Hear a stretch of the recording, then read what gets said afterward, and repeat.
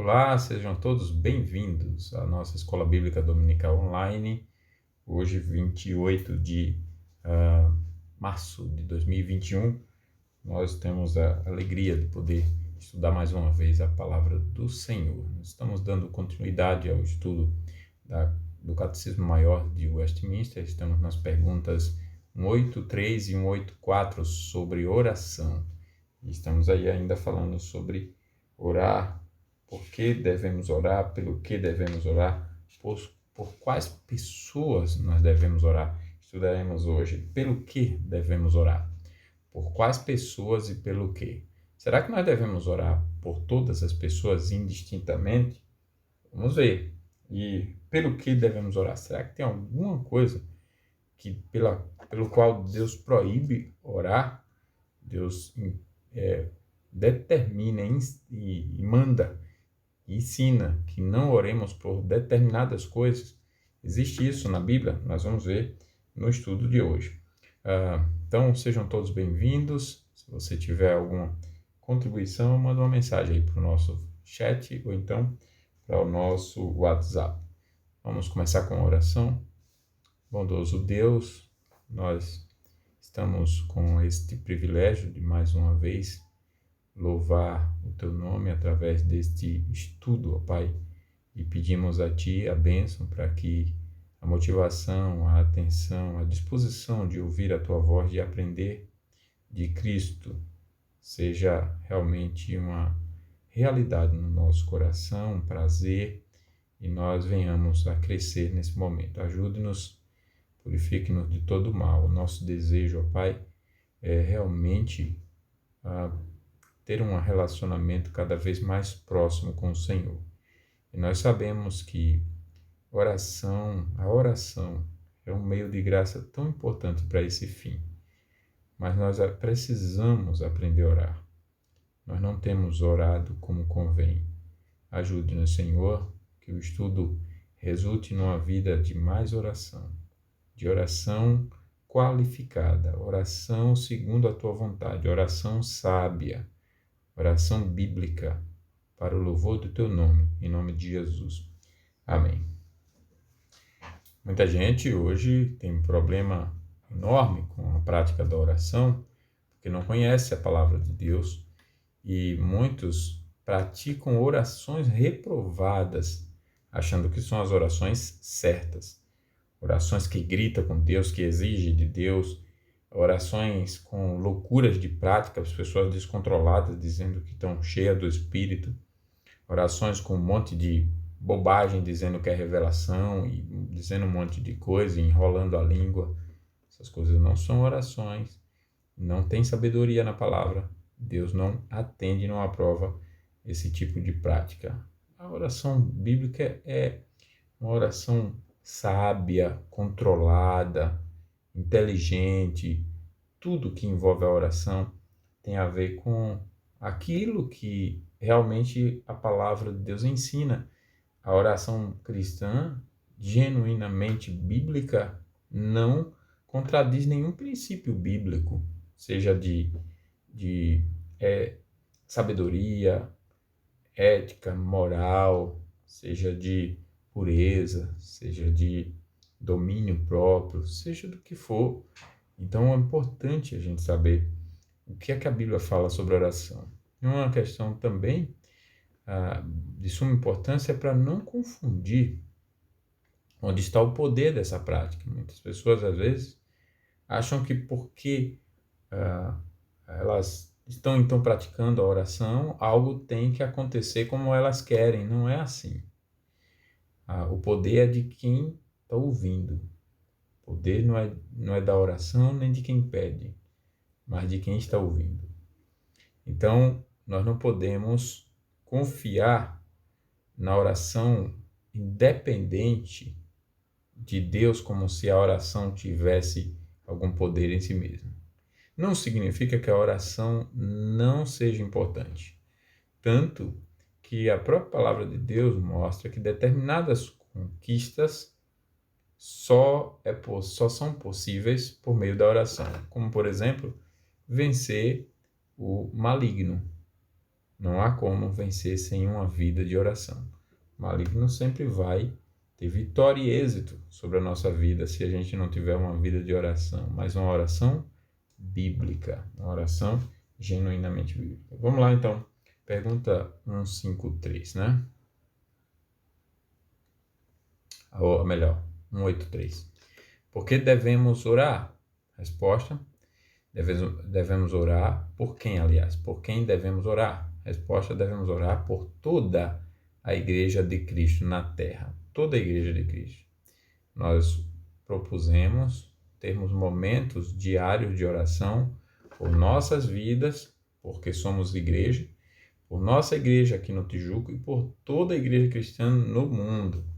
Então, eu e vocês temos orado pelos magistrados e outras autoridades. Temos orado, a palavra de Deus ensina, devemos orar pelos magistrados e outras autoridades, por nós mesmos, pelos nossos irmãos e até mesmo pelos nossos inimigos. Temos orado por eles. O que nós oraremos por ele, né? O que pediremos a Deus? E pelos homens de todas as classes, pelos vivos e pelos que ainda hão de nascer. Porém, não devemos orar pelos mortos, nem por aqueles que se sabe terem cometido o pecado para a morte. E agora ficou difícil com essas expressões, né? Vamos ver os textos? Olha só, será que tem texto que fala disso, de não orar pelos mortos, não orar por quem peca para a morte e orar pelo inimigo? Vamos ver. Efésios 6,18, com toda oração e súplica, orando em todo o tempo no Espírito e para isso vigiando com toda perseverança e súplica por todos os santos. Salmo 28,9, salva o teu povo e abençoa a tua herança, apacenta-o e exalta-o para sempre. 1 Timóteo 2:1 e 2, antes de tudo, pois, exorto que se use a prática de súplicas, orações, intercessões, ações de graças, em favor de todos os homens, em favor dos reis e de todos os que se acham investidos de autoridade, para que vivamos vida tranquila e mansa, com toda piedade e respeito. E essa vida, então, mansa, tranquila, depende da vida de oração da igreja. 2 Tessalonicenses 3:1, finalmente, irmãos, orai por nós, para que a palavra do Senhor se propague e seja glorificada, como também está acontecendo entre vós. Colossenses 4:3, suplicai ao mesmo tempo também por nós, para que Deus nos abra a porta à palavra, a fim de falarmos do mistério de Cristo, pelo qual também estou algemado. Gênesis 32:11, livra-me das mãos do meu irmão Esaú, porque eu o temo, para que não venha ele a matar-me e as mães com os filhos. Tiago 5,16, confessai, pois, os vossos pecados uns aos outros e orai uns pelos outros para seres curado. Muito pode, por sua eficácia, a súplica do justo. 2 Tessalonicenses 1,11, por isso também não cessamos de orar por vós, para que o nosso Deus vos torne dignos da sua vocação e cumpra com poder todo propósito de bondade e obra de fé. Mateus 5,44, eu, porém, vos digo, amai os vossos inimigos e orai pelos que vos perseguem. 1 Timóteo 2,1, antes de tudo, pois, exorto a que se use a prática de súplicas, orações, intercessões, ações de graças em favor de todos os homens. Então, você vê até os inimigos aqui, né? João 17,20, não rogo somente por estes, mas também por aqueles que vierem a crer em mim, por intermédio da sua palavra. Então, alguém que vai nascer ainda. 2 Samuel 12, 22 e 23, respondeu ele, vivendo ainda a criança, jejuei e chorei, porque dizia, quem sabe se o Senhor se compadecerá de mim, e continuará viva a criança. Porém, agora que é morta, por que jejuaria eu? Poderei eu fazê-la voltar? Eu irei a ela? Porém ela não voltará para mim.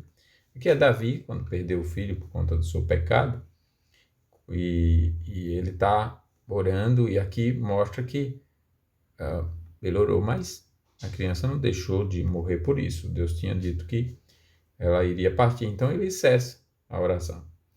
Lucas 16, 25 e 26. Disse, porém, a Abraão: Filho, lembra-te de que recebeste os teus bens em tua vida e Lázaro igualmente os males. Agora, porém, aqui ele está consolado, tu em tormentos. E além de tudo, está posto um grande abismo entre nós e vós, de sorte que os que querem passar daqui para vós outros não podem, nem os de lá passar para cá. Então, não tem por que orar pelos mortos, porque quem está no céu não volta, quem está no inferno também não. Hebreus 9, 27 e 28. E assim como aos homens está ordenado morrerem uma só vez, vindo depois disso o juízo, assim também Cristo, tendo se oferecido uma vez para sempre para tirar os pecados de muitos, aparecerá a segunda vez, sem pecado, aos que o aguardam para a salvação. 1 de João 5,16. Se alguém vir a seu irmão cometer pecado não para a morte, pedirá, e Deus lhe dará vida aos que não pecam para a morte. Há pecado para a morte, e por esse não digo que rogue. Viu que nós vimos todos os textos que tem a ver com todas as partes dessa resposta que acabamos de ler, né? Então vamos seguir aqui o nosso estudo. Por que devemos orar por toda a Igreja de Cristo? Devemos orar por toda a Igreja de Cristo na Terra por causa da unidade espiritual da Igreja. Essa é uma bênção. A unidade espiritual da Igreja como um único corpo sob a mesma cabeça que é Cristo.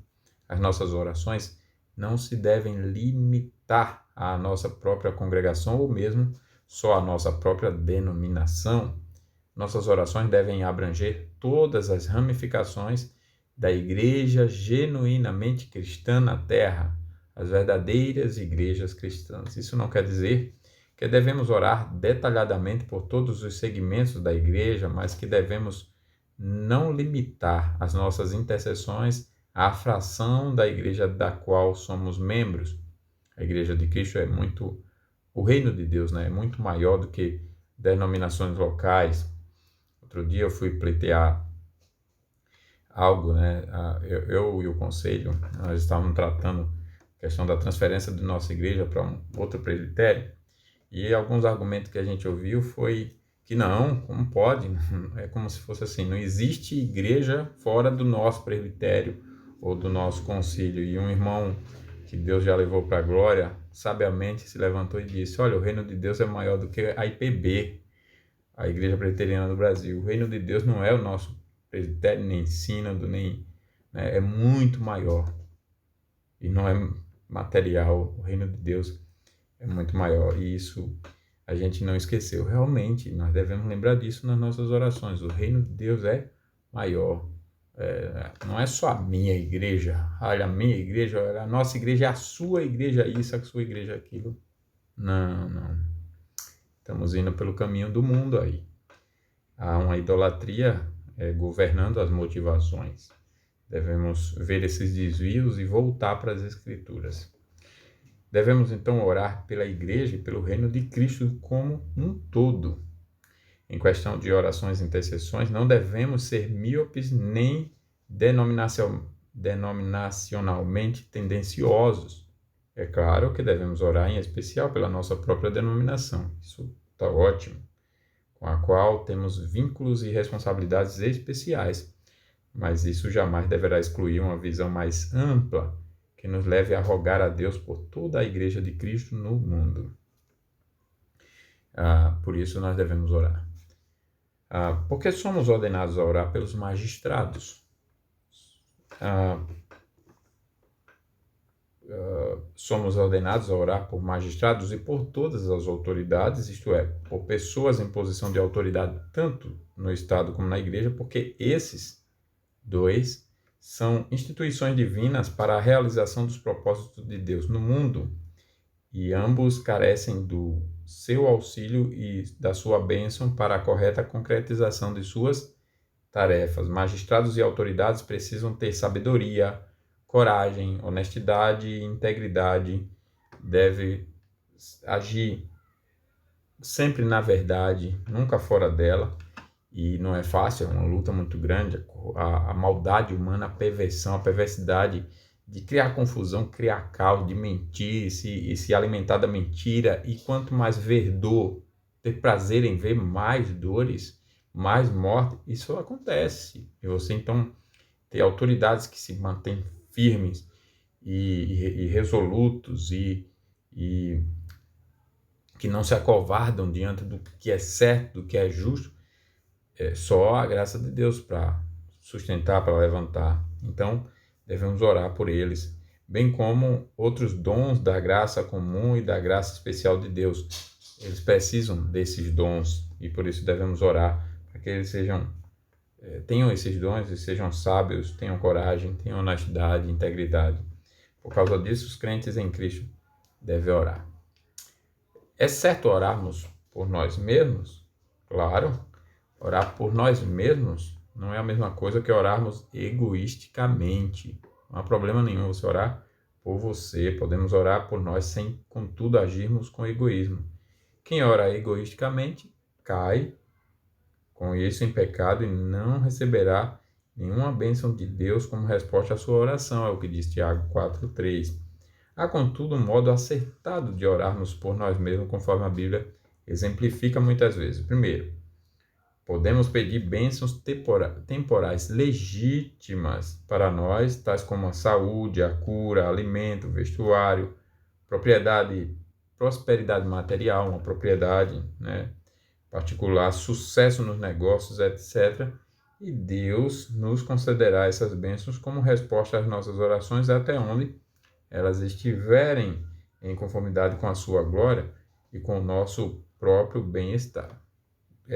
Isso é princípio bíblico, desde que não mude a motivação, o propósito, e não se exija de Deus que se não der essas coisas, então não se submete, não. Inclusive, devemos aceitar que se não recebermos essas coisas, louvado seja Deus. Nosso coração descansa com essas coisas, né? Quando a gente faz assim, a gente ora, e então pede a Deus e diz, Deus, se o Senhor responder como eu estou pedindo, ou então entender que minha necessidade é uma ou outra e eu não estou enxergando, se o Senhor me der e eu não tiver aquela compreensão naquele momento, que seja feita a tua vontade mesmo. Nosso coração se alegra, né? Quando a gente quer fazer a vontade de Deus, é assim. Devemos orar sempre, né, por bênçãos espirituais para nós mesmos, e quando fazemos isso sincera e humildemente, podemos confiar que Deus ouvirá as nossas orações, ou concedendo-nos o que pedimos, ou de um outro modo, conforme a sua sabedoria e amor, o que é bem melhor. Então, não há problema. Aliás, nós devemos orar por nós mesmos. Porque somos ordenados a orar pelos nossos inimigos. É triste, mas verdadeiro, que é impossível passarmos pela vida e cumprir nosso dever sem incorrer na inimizade de alguém, quer dizer, sem termos alguns inimigos. Você já teve algum inimigo na sua vida?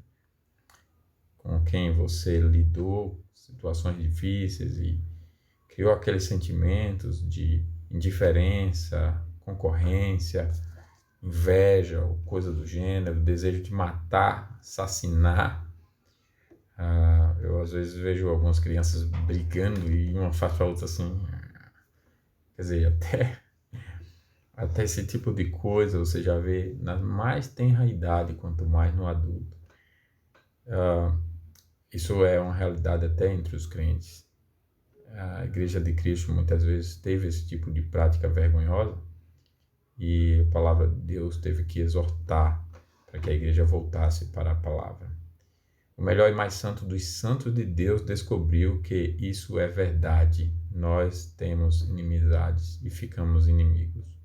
Pensemos, por exemplo, em Davi, Elias, Paulo, Martinho Lutero, John Knox, Andrew Melville e James Henwick. No presente estado do mundo, é inevitável que as nações algumas vezes estejam em inimizade uma contra a outra. Deve-se notar que a Bíblia não diz que não devemos ter nenhum inimigo, mas que devemos amar e orar em favor deles. Isso implica que não podemos evitá-los. Então, às vezes a gente faz coisas que o inimigo, alguém se levanta como inimigo contra nós. a Bíblia diz que nós devemos orar por ele. Não podemos evitá-los, mas nós devemos amar e orar em favor deles. Orar em favor deles. Mesmo aqueles que inevitavelmente possam ser nossos inimigos, ainda assim são seres humanos criados à imagem de Deus, e assim como nós mesmos, pecadores como os tais, porque Cristo morreu para redimir. Não sabemos se Cristo quer redimir aquela vida. Cristo morreu para redimir. Devemos considerar isso. Mesmo sendo nossos inimigos, não estão fora do alcance do favor, do poder salvador de Cristo e, portanto, devemos orar por eles. Isso não quer dizer que oraremos para que sejam bem-sucedidos em seus malfeitos, isso é muito importante, mas devemos orar pelo seu real bem-estar, ou seja, que ele seja, por exemplo, salvo. Estevão, quando ele estava sendo apedrejado, orou por seus inimigos. Jesus orou por seus inimigos. E aqueles inimigos foram salvos na pregação de Pedro. Que seja assim na nossa vida. O dever de orarmos pelos nossos inimigos significa que não devemos opor-lhes resistência. Devemos orar por quem vive e quem... não, esse vive irá nascer é o próximo, né? Mas é esse da resistência. De jeito nenhum, né? Devemos orar por nossos inimigos, mas temos ao mesmo tempo o dever de defender a nós mesmos, as nossas famílias e o nosso país contra injustiças e violências. É a Bíblia quem fala o tempo inteiro e a gente deve estar atento a essas verdades. Orar pelos nossos inimigos significa principalmente orar pelo seu arrependimento, conversão a Cristo e salvação. Temos também o dever dado por Deus de resistir às suas agressões e injustiças. Em sendo possível, isso deve ser feito recorrendo-se à lei, mas em não sendo possível, temos verdadeiramente o dever de resistir à violência pela força. Se algum criminoso invade a nossa residência e ameaça destruir a nossa família, preste bem atenção nisso. Não devemos vacilar em tentar subjugá-lo ou, se mesmo necessário, atirar nele. Isso é uma obrigação, principalmente nós homens, porque devemos, é o nosso ofício, dar vida por nossas esposas e nossos filhos. Se alguém chega para fazer mal, injustiça, não importa quem, mas foi alguém do Estado. Não, não existe isso. Não existe isso.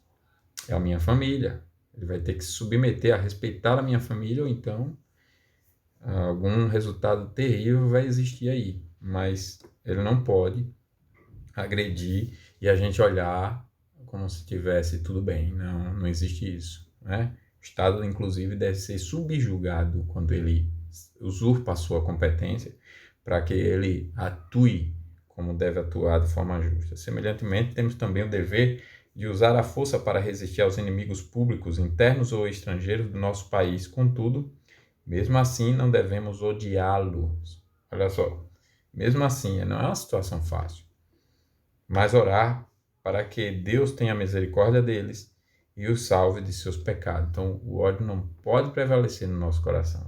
Olha que situação, né? É defender, é resistir, combater o mal, mas não odiá-los. Mas ele nos odeia e são injustos e vão sempre usar, achando vantagem, né, as várias ferramentas do mal, mas nós devemos sempre agir com justiça, com oração piedosa por eles, para que Deus intervenha, quem sabe os salve.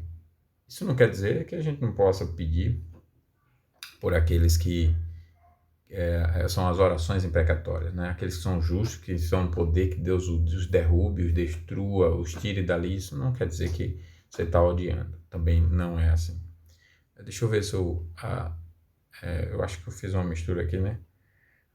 Por que devemos orar pelos homens de todas as categorias que agora vivem e que ainda hão de nascer? Aqui eu coloquei já orar pelos mortos.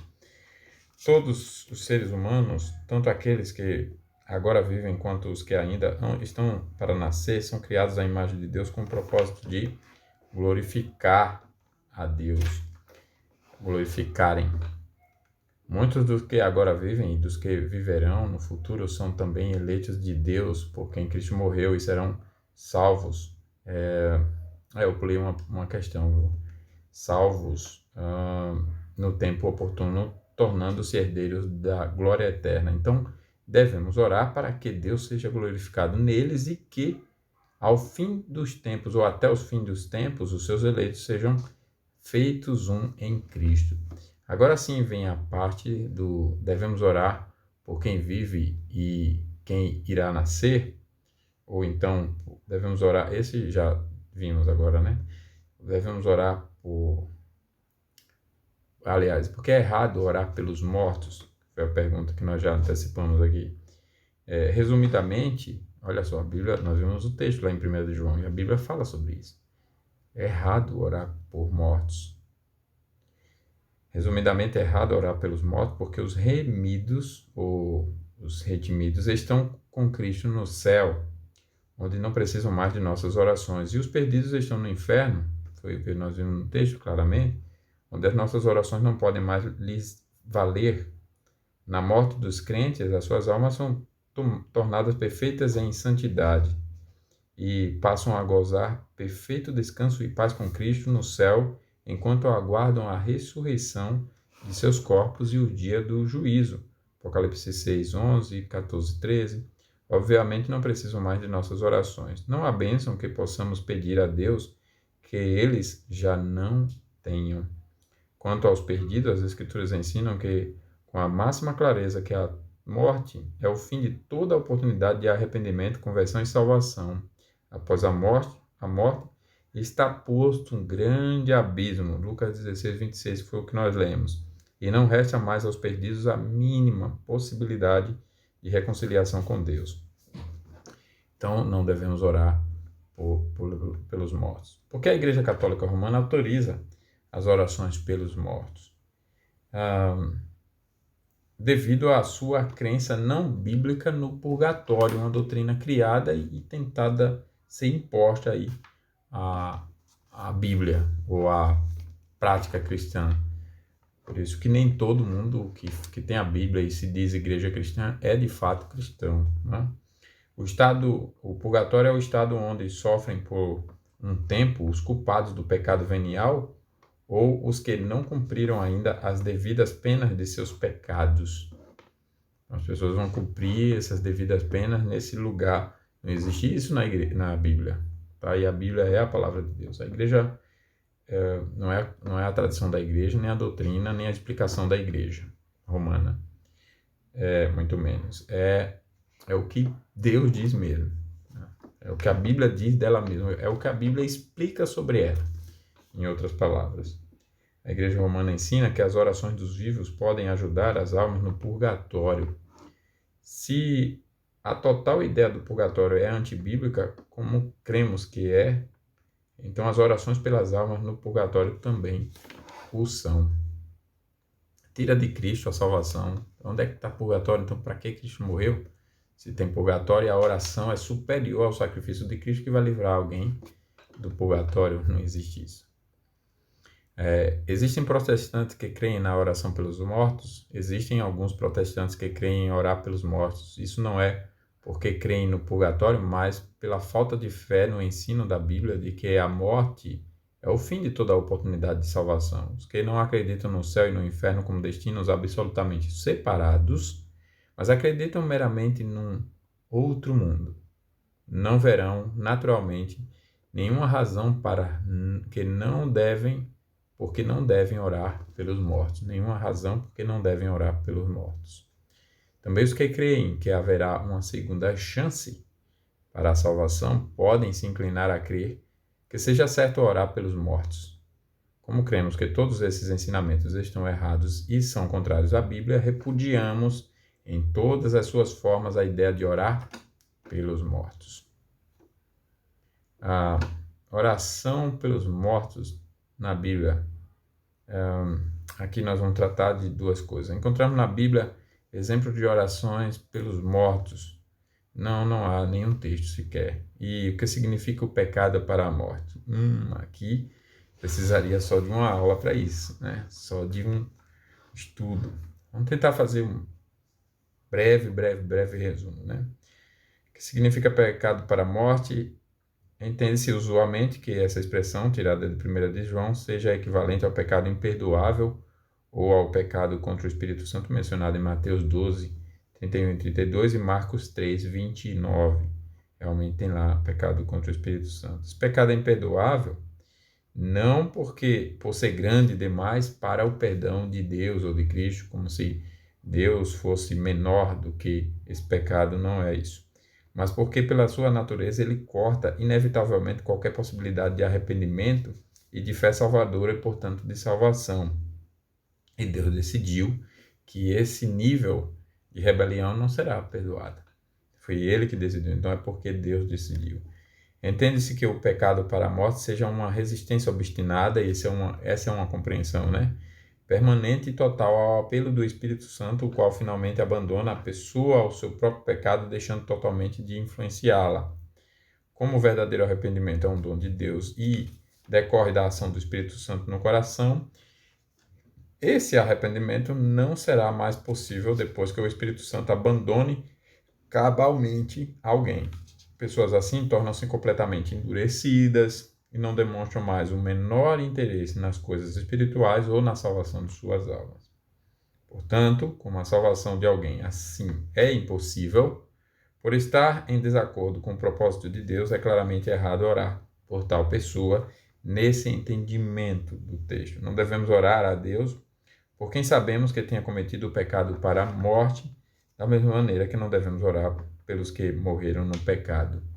Devemos, no entanto, ser extremamente cautelosos quanto ao afirmar que alguém, em particular, tenha cometido o pecado para a morte. Não é provável que este seja um pecado banal. Precisamos atentar às exatas palavras de 1 de João. Ele diz: se alguém via seu irmão cometer pecado, não para a morte, pedirá, e Deus lhes dará vida aos que não pecam para a morte. Há pecado para a morte, por esse não digo que rogue.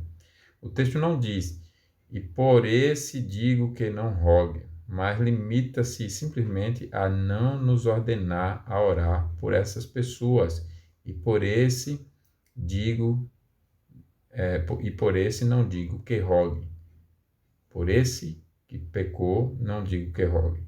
Se persistir qualquer dúvida plausível sobre se a pessoa cometeu pecado, o pecado para a morte, podemos corretamente orar por ela, para que Deus, em sua misericórdia, se este for o seu propósito, salve-o do pecado e da morte eterna. Eu tenho uma posição diferente sobre esse pecado para a morte, que amplia para o seguinte entendimento. Quando a gente olha para a primeira carta de João, você pergunta assim, porque uma outra interpretação que é dada ali é de que aquele pecado, o pecado para a morte seria alguém que cometeu algo que recebeu pena de morte. Então seria nesse sentido. E um outro entendimento daquela passagem refere-se à apostasia. Bem, quando a gente olha para o contexto da primeira carta de João, não vê nada que o autor esteja falando que justifique esse entendimento que eu acabei de ler, de alguém cometer o pecado que Jesus fala lá em Mateus e em Marcos, os textos que nós nos referimos.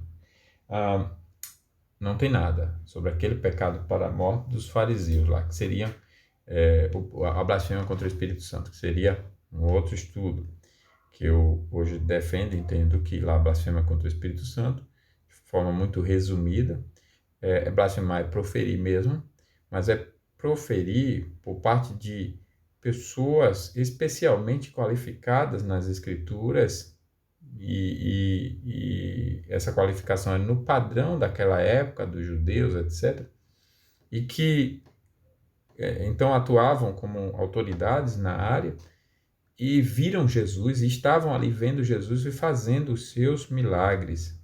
E mesmo assim, conscientemente diz, olha, e blasfemam contra o Espírito Santo. Como eles disseram que o Espírito ali era o Espírito de Beelzebul. Então, a blasfêmia contra o Espírito Santo lá e o assunto da primeira carta de João não é a mesma coisa. Aí você vai para outro entendimento que seria de pena de morte. O contexto também não é. Então sobraria um, que é o que eu defendo, que é apostasia. Tem líderes ali dentro que conscientemente, de dentro da igreja, se levanta contra Cristo, para negar a sua divindade, a sua pessoa, o seu ser, de alguma forma. E, e é contra eles que o próprio autor está falando. E na frente, depois de falar no contexto sobre isso, sobre apostasia, etc., condená-la, é que na frente ele vai dizer, quando orienta sobre oração, que há os que pecam para a morte. Então eu estou convencido de que o pecado para a morte é como o Hebreus diz lá em Hebreus 6:4, é apostasia. É impossível que aqueles que uma vez foram iluminados e provaram o dom da palavra de Deus e os poderes do mundo vindouro e caíram, sejam outra vez renovados para arrependimento, visto que de novo estão crucificando para si mesmo o Filho de Deus e o expondo à ignomínia. Ali, pelo contexto, por tudo, pelo sentido daquela passagem, o restante que vai ser dito, e toda a mensagem da carta aos Hebreus é apostasia que está sendo combatida, condenada, como quem diz assim, há um nível de conhecimento da palavra de Deus e quando a pessoa atinge e depois abandona conscientemente, não tem o que fazer. Então, a quem peca para a morte é como eu entendo esse nível de apostasia. Só que eu me lembro de Manassés, toda vez que eu olho essas coisas, né? E o rei Manassés foi terrível. Abandonou tudo que aprendeu com o pai sobre Deus, sobre Cristo, e vai praticar atrocidades, matar crianças, sacrificar para falsos deuses, e é uma série de coisas, consultar necromantes e fazer uma série de práticas e rituais completamente pagãos. Não obstante, Deus o salva. Ele chega a genuíno arrependimento e vai depois na direção contrária. Então, devemos ter realmente muito cuidado sempre, né? Pergunta 184. Pelo que devemos orar? A resposta: devemos orar por tudo quanto realça a glória de Deus e o bem-estar da igreja. Sempre nessa ordem. Glória de Deus e o seu povo, a igreja. O nosso próprio bem ou o de outrem. Nada, porém, que seja ilícito. Olha, é claro na palavra de Deus que orar pelo que é ilícito não tem a aprovação de Deus. E aqui nós temos alguns textos, Mateus 6:9, portanto, vós orareis assim, Pai nosso que está no céu, santificado seja o teu nome. Salmo 51:18, faze o bem a Sião segundo a tua boa vontade, edifica os muros de Jerusalém, povo de Deus. Salmo 122:6, orai pela paz de Jerusalém, sejam prósperos os que te amam.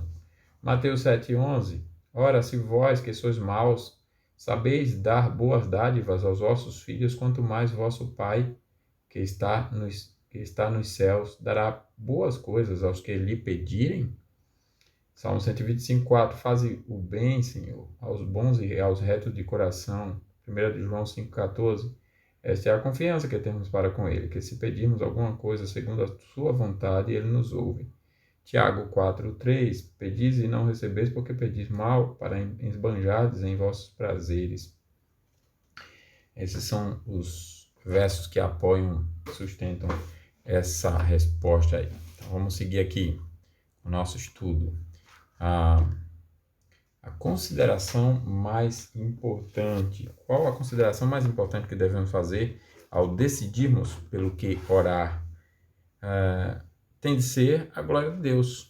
Essa é a consideração mais importante. O prefácio da oração do Senhor, que é conhecido como oração dominical, ou na verdade é a oração que Jesus ensinou aos seus discípulos, Mateus 6:9 e Lucas 11:2-4, nos ensina isso, bem como muitas outras partes na Bíblia. Romanos 11:36, por exemplo, né? O nosso fim principal é glorificar a Deus e gozá-lo para sempre. E esse gozar para sempre faz, o glorificar e o gozar faz com que a pessoa queira agradar a Deus, fazendo a sua vontade, anunciando para outras pessoas, falando de Cristo, apresentando a Cristo. Não devemos, então, pensar primeiramente nas nossas necessidades, problemas ou desejos, mas em Deus, na sua honra e na sua glória. Primeiro Deus, sua honra e sua glória. Como podemos saber quais são as coisas que cooperam para a glória de Deus? só há um modo de sabermos quais são as coisas que cooperam para a glória de Deus. Primeiro, o estudo da Bíblia, que é a vontade revelada de Deus. Fora da luz das Escrituras, os homens têm sempre se desviado e muitas coisas das quais pensam que agradam a Deus são, na verdade, contrárias à sua vontade e até mesmo odiada por eles. Fazem, falam, pedem, praticam e Deus abomina. Jefté pensou que glorificava a Deus oferecendo-lhe a sua própria filha como holocausto. Juiz 11, 29 a 40. Mas isso era contrário à vontade de Deus e foi a ignorância de Jefté acerca das Escrituras. A lei de Deus no livro de Moisés, né? As Escrituras ou a Escritura, que o levou a desviar-se para tão longe. Foi justamente a sua ignorância que o levou a desviar-se para tão longe. Na Idade Média, no período da Reforma, a Inquisição tirou a vida de incontáveis crentes e fiéis e tementes a Deus. E tudo isso em nome da glória de Deus. Olha só, quando os homens se desviam da palavra de Deus escrita, cometem todo tipo de erro em nome da glória divina, inclusive. Não poderemos orar corretamente se também não estudarmos a Bíblia corretamente. Orar biblicamente e estudar a Bíblia biblicamente. João 17, o próprio Jesus diz: santifica-os na verdade, a tua palavra é a verdade. Por que devemos orar pelo bem-estar da igreja? A igreja não é uma mera organização humana, mas a igreja, a casa de Deus, a casa do tesouro, uma instituição divina, o corpo do qual Cristo é a cabeça. O verdadeiro bem-estar do povo de Deus e mesmo a paz e a prosperidade das nações no mundo dependem verdadeiramente do bem-estar espiritual e da segurança da igreja, a qual obviamente não é uma mera e única denominação, mas toda a igreja visível de Deus sobre a terra. A Bíblia ensina que Deus lida com as nações de acordo com o tratamento que elas dão ao seu povo do pacto, à sua igreja. Deus disse a Abraão: abençoarei os que te abençoarem e amaldiçoarei os que te amaldiçoarem. Em ti serão benditas todas as famílias da terra. Gênesis 12, 3. Então, por isso você vê esses homens perversos, essas políticas do mal, esses lockdowns de maldade mesmo, chegando na igreja e querendo dizer: olha, a autoridade aqui sou eu, ninguém manda em mim, e eu não respeito governo federal nenhum, nem Constituição, porque eu vou mandar parar a igreja e a igreja está na mira, está na lista negra, como alguns cantaram aí, alguma coisa assim, né? A igreja vai se ver, etc. E confunde falsas igrejas com as verdadeiras e é uma confusão. Independente, agiu contra a igreja de Cristo, vai ter problema. Não é um problema humanamente falando, é o próprio Deus amaldiçoa. Não é que a igreja vai agora eliminar todo mundo da face da terra. Não é isso. A igreja é a igreja de Cristo. Ela proclama Cristo, a salvação em Cristo. Ela conclama para que o pecador se arrependa. Mas é a igreja de Cristo. Alguém ilustrou, eu achei interessante essa ilustração, dizendo assim: olha, a igreja é a mulher de Cristo. É a noiva de Cristo. E imagine você estar... Isso acontece muito com os homens, né? Não é uma prática dos homens crentes, mas acontece no meio, às vezes até infelizmente, entre os crentes.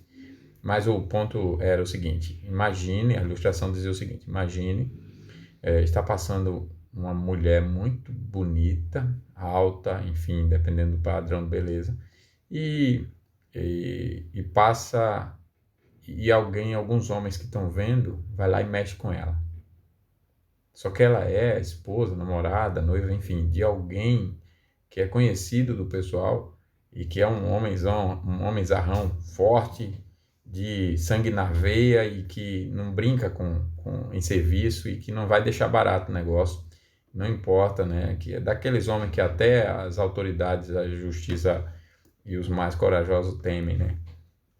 Aí alguém disse bem assim: imagine então quando o camarada que não conhece de quem ela é, mulher, vai lá e mexe. Aí alguém diz bem assim: olha, ela é mulher de fulano.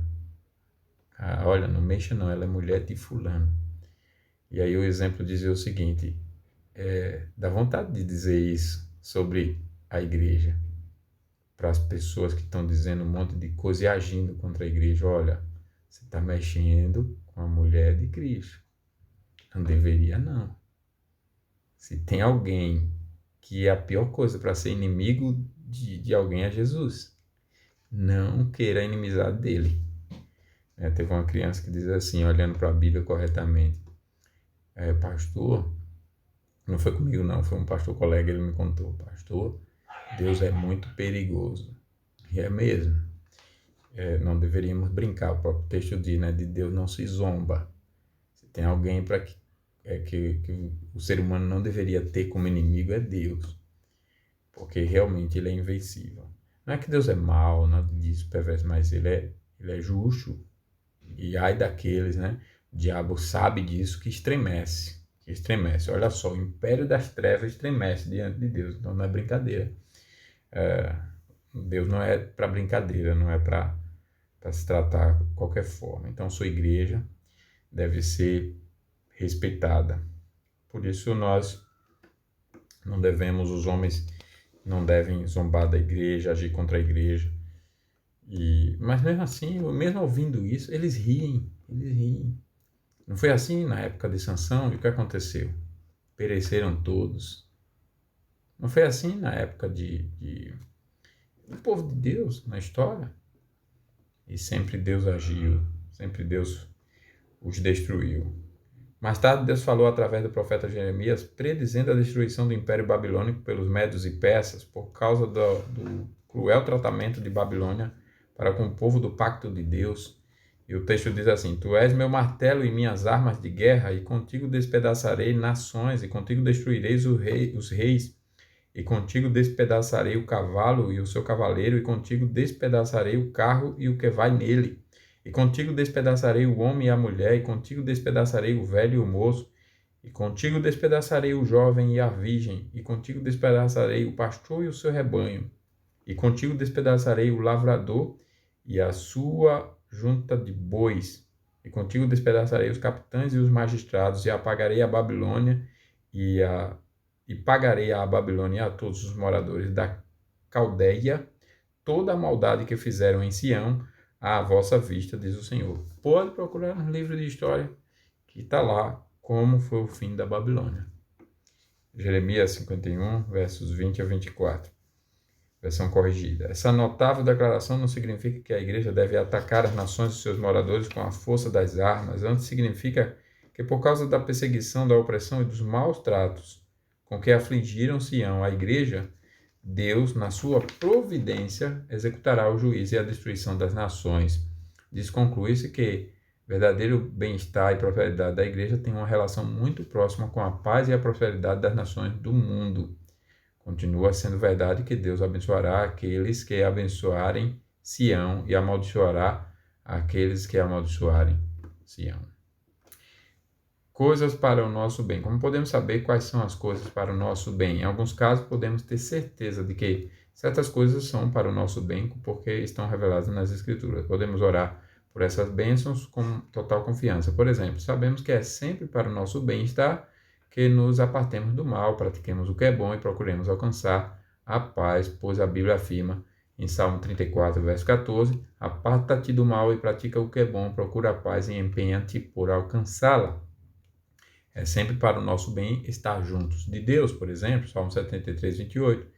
E é sempre para o nosso bem que sejamos consagrados e tornados em nosso caráter santos e semelhantes a Cristo. Por todos os casos revelados na Bíblia, devemos então orar de modo confiante por esses casos, né? Esses e outros, essas e outras questões já afirmadas na palavra de Deus. Há, contudo, outras questões a esse respeito para as quais não temos na Bíblia revelação explícita. Prosperidade financeira e nos negócios, cura física, sucesso em qualquer empreendimento particular, coisas assim podem ou não contribuir para o nosso verdadeiro bem.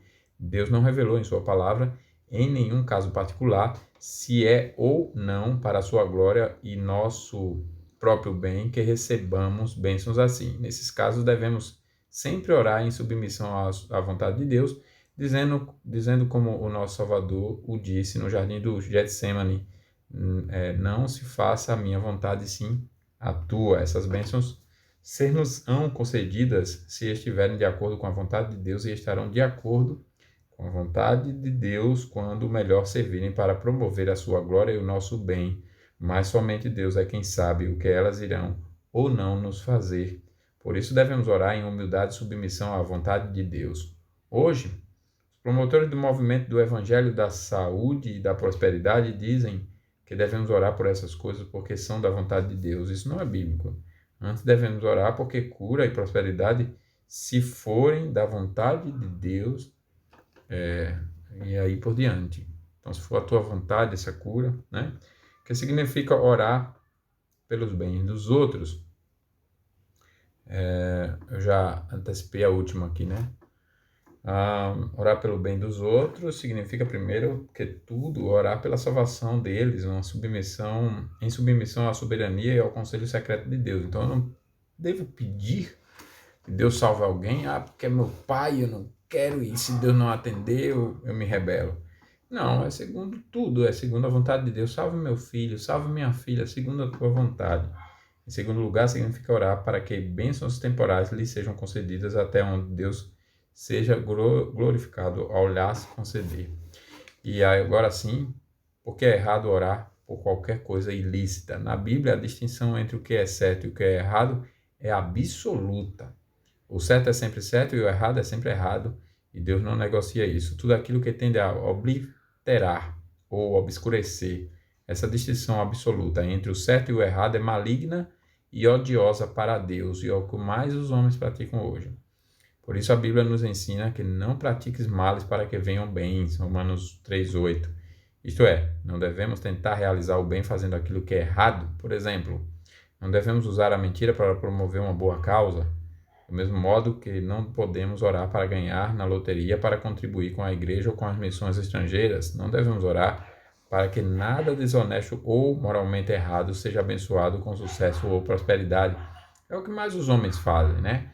A política de hoje, por exemplo, está conduzindo a situação para criar cada vez mais dificuldade para que apareça, então, da parte desses produtores do mal, uma solução e diga, olha, como sem nós, sem o Estado, a gente não, ninguém vive. Quando, na verdade, o Estado está mostrando a sua garra aí, as suas garras, o seu verdadeiro lado, que é perverso sem controle, quando realmente vemos essas coisas.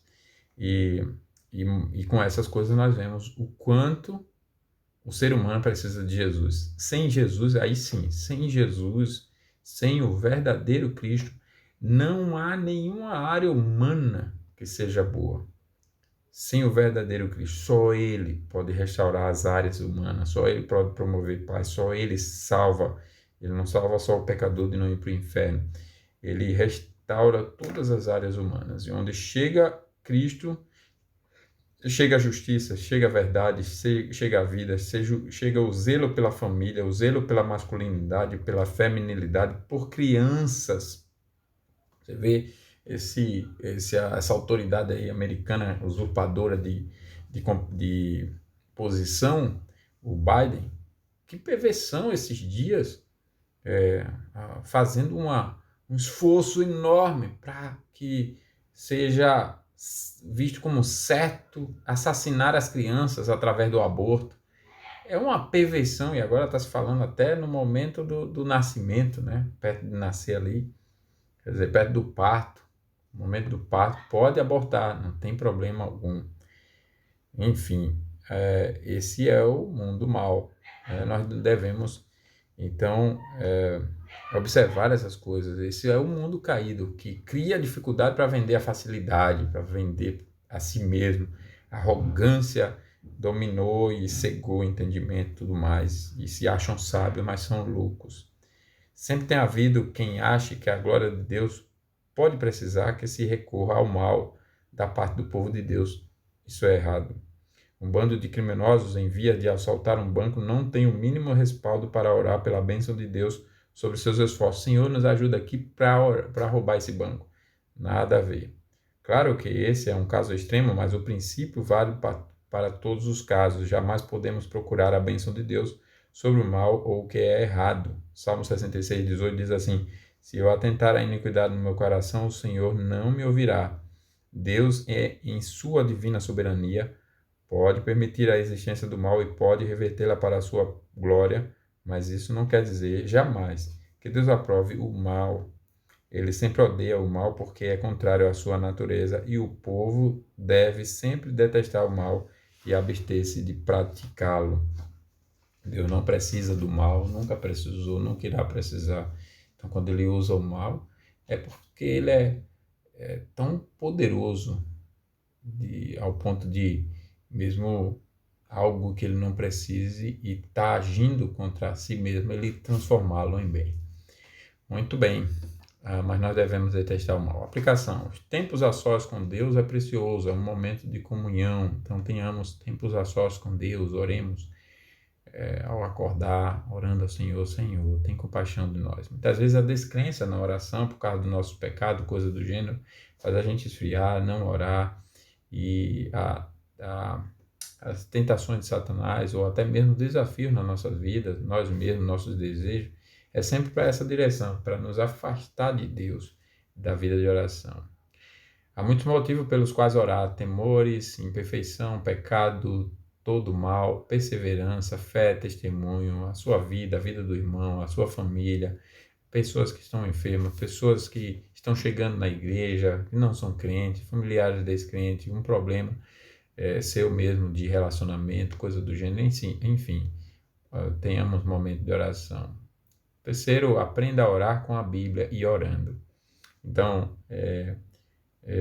não vá para praticar oração e não querer aprender sobre o que Deus quer, como Deus quer essa oração, senão, o que eu quero dizer é, não ache que o ensino, o aprendizado da oração é você só praticar, não é.